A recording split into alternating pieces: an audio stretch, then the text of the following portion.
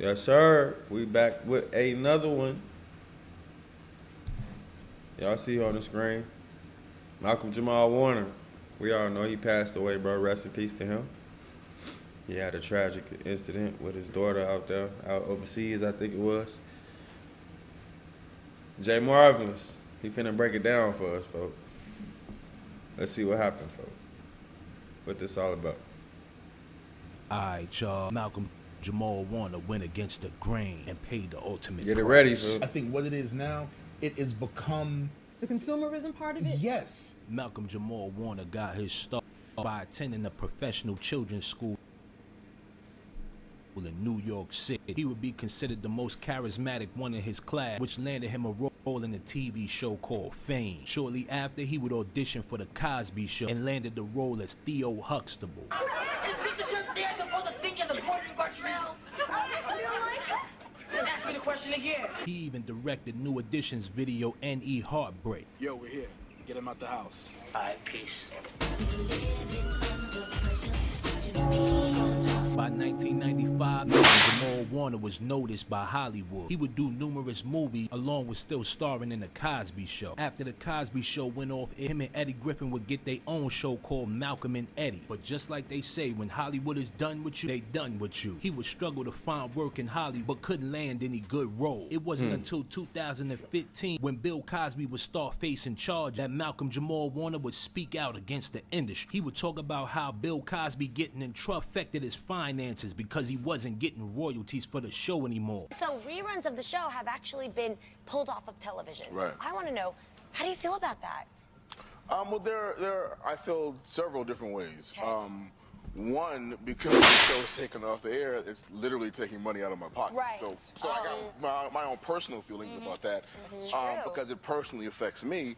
But even outside That's messed of that, up. Just look at just how the media is playing this whole thing out, and I can't help but think about Woody Allen, Roman Polanski, Come on, Stephen somebody. Collins, who it's very clear, the crimes they've committed, but there's no one that has been calling for Woody's movies to be pulled off the air. Right. Roman Polanski is still celebrated. Stephen Collins show still comes on. So it's just interesting how it's very unbalanced. I mean, they were trying to take Mr. Cosby's star off the Hollywood Walk of Fame, and I am in no position to I ain't know defend that. him because I can't. Right. But nor will I throw him under the bus. After taking sides with Bill Cosby, the media runners would blackball Malcolm Jamal Warner. He would go on a television show Meredith and discuss the inner dealings of the media. Now he broke the oath. Someone who grew up around Bill Cosby, I'm sure, had probably very wonderful experiences on that show. Sure. How difficult has it been for you to come to terms with the allegations against him now?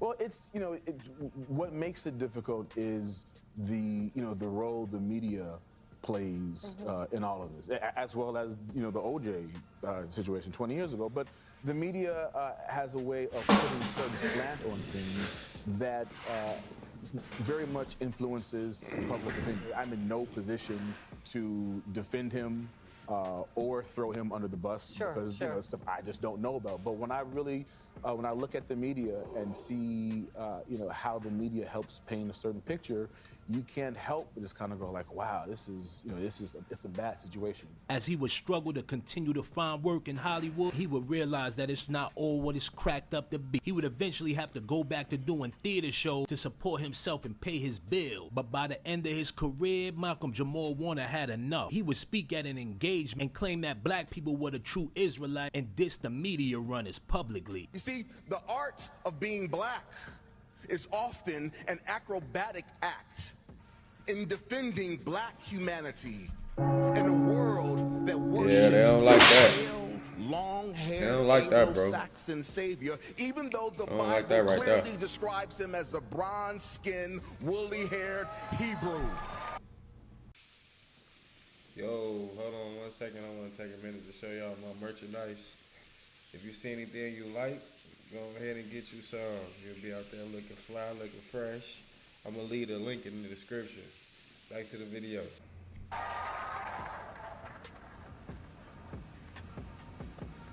And revisionist history continues right before our very eyes each time the importance of black lives is denied.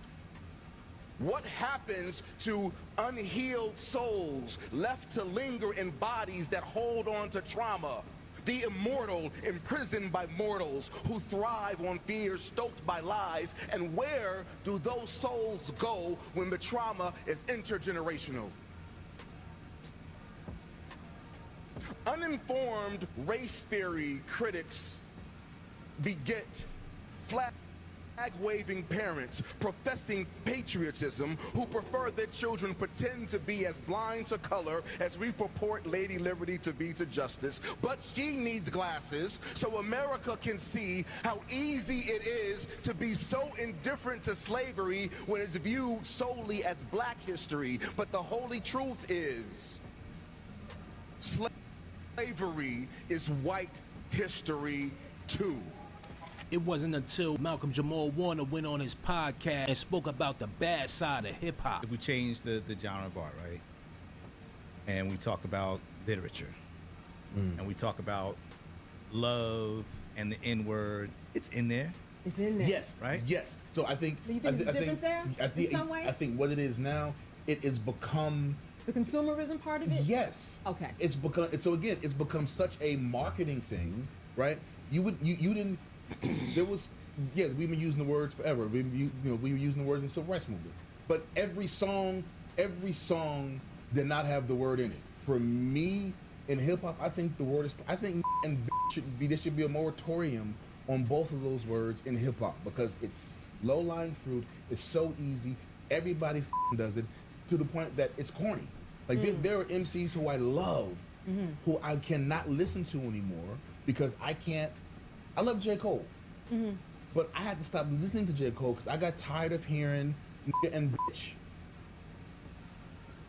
as much every 2 sentences because he's proven himself to be such a incredible lyricist that you think it's just too low-hanging fruit for him to use those words. I feel like with the gratuitousness that he does and the regularity that he does. For me, as an artist, it feels lazy. He would then focus his attention on hip hop and discuss how negativity gets promoted. Unfortunately, the success of hip hop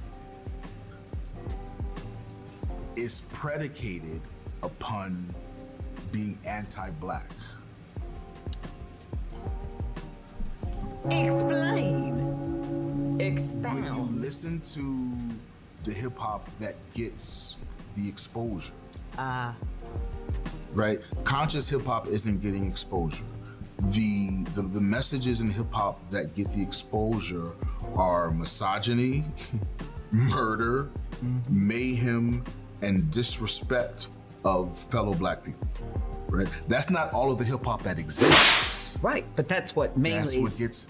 Yeah, like you can't have a popular hip hop song without using the N-word.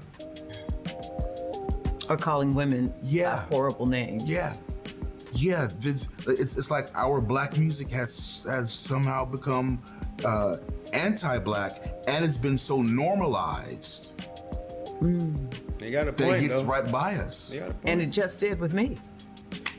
Yeah. Shortly after making this state, Malcolm Jamal Warner would be on them people's list. Eddie Griffin would then speak about how he didn't believe Malcolm Jamal Warner drowned. He would call his whole death suspicious. They ain't no fake shit. Too suspicious. They had too many different stories. Him and his daughter was out there swimming early in the morning. How come the mama wasn't there? Number two, just so happens to be a doctor on the beach. And then his daughter was not in the water. She was on the beach watching her father swim. Somebody make it make sense to me. Now, I'm trying to figure out what they want to kill him for.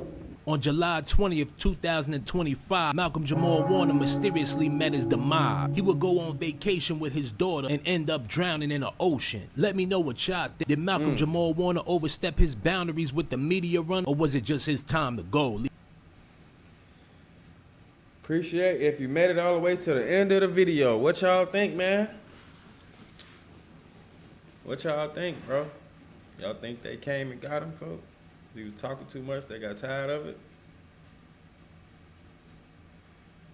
Or it was just his time to go, folks? Let me know what y'all think in the comments. Hit the notification bell so you're always ready for when we drop these videos.